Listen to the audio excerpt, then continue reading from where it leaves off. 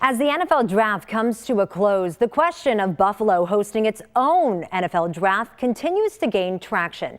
Tonight, we are learning more about the efforts underway with new details from Buffalo's official tourism organization regarding their visit to this year's draft and how that experience could bring the event to our city. To On Your Side's Alyssa Clausell joining me now in the studio with more. So Alyssa, what did you learn today? Hey there, Courtney. While we know the Bills have a bid to host the NFL draft in 2028 or 29, it was the experience of this year's draft in Green Bay that truly ignited conversations here in Buffalo.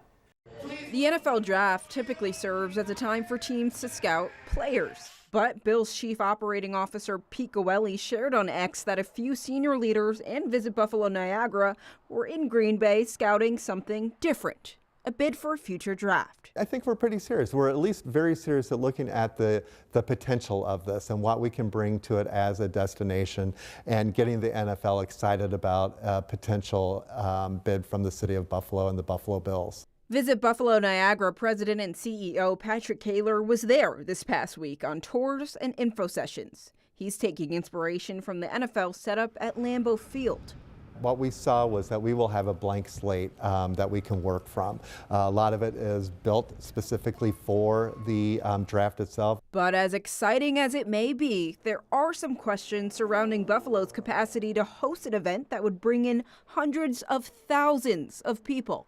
Orchard Park alone couldn't handle that, right? Correct, yeah, and that was the same situation in Green Bay too. I know that they were spreading out throughout the entire region. Some people were staying in Milwaukee and driving up as well.